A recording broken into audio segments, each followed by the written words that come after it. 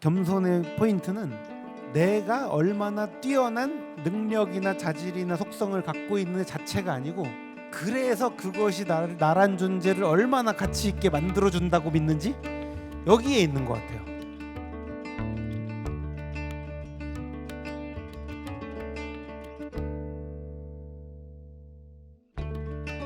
어른은 한마디로 잘 익은 사람 정도로 이야기할 수 있을 것 같아요. 그래서 이게 적절하게 익으려면은 많은 노력과 또 환경이 받쳐줘야 되는데, 우리가 어른이라고 할 때 사실 생물학적 어른이 있는가 하면 사회적 어른도 있는 것 같아요.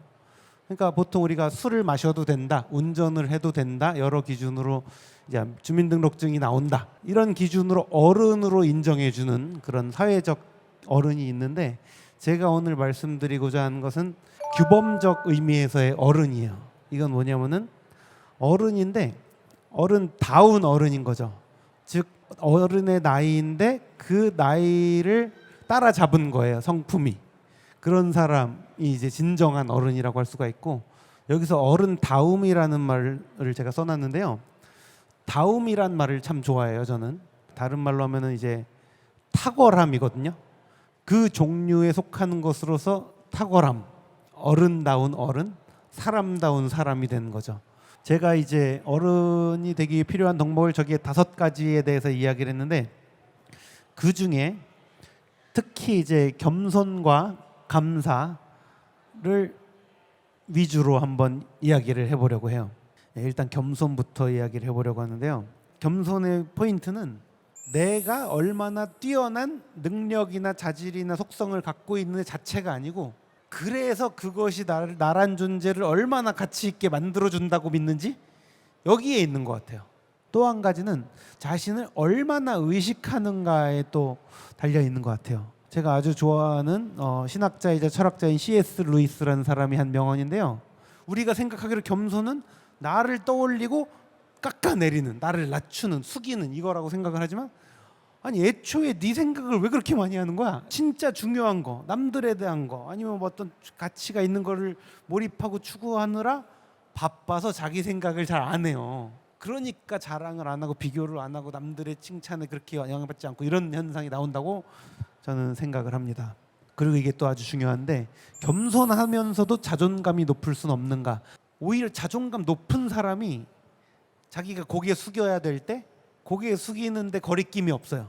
이거 고개 숙이면 내가 지는 거다, 이게 아니라 나는 나의 가치는 아무 영향이 없고, 이분은 내가 존경하던 분이다, 고개 숙이고, 내가 잘못했다, 그럼 또 고개 숙이고 자신 있게 고개를 숙이는 거예요.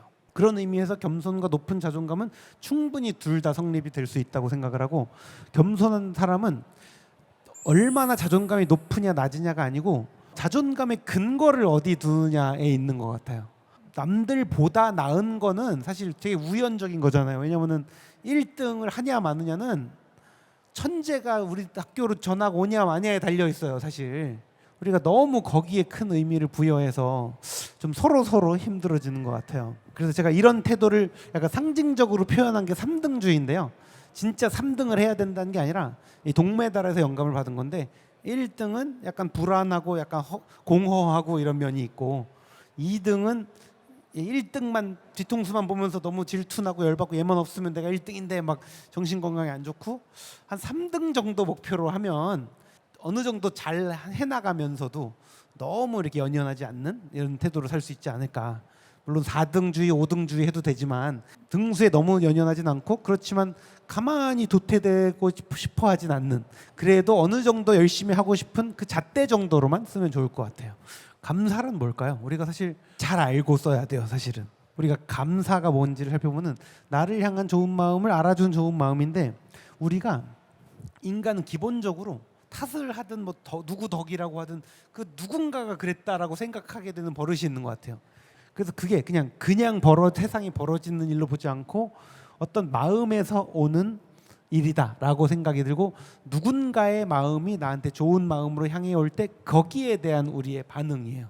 그래서 이런 덕목을 기르려면 여러 가지 방법이 있을 텐데, 명상, 대단한 게 아니라 그냥 잠깐 멈춰서서 생각하는 거예요.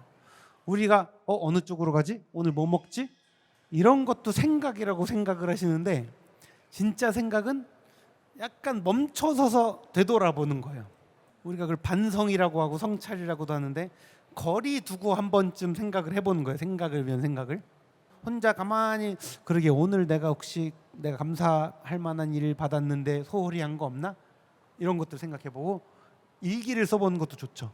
나만 알고 있으면 안 된다고 했죠. 감사는 이제 전해야 돼요. 그래서 감사의 표현을 자주 해서 그분들이 뿌듯함을 느낄 수 있게, 아 내가 헛되지 않았구나. 그냥 말 한마디면은 나는 솔직히 얻은 거 하나도 없어도 이걸로 난 너무 뿌듯하고 보람있다 이러고 가는데 그 말 한마디가 없으면은 내가 여태까지 이 사람 모르는 사람인데 이렇게 애써서 도와줬는데 정말 보람없고 기분 상하죠. 그러지 않도록 하기 위해서라도 표현을 해야 돼요.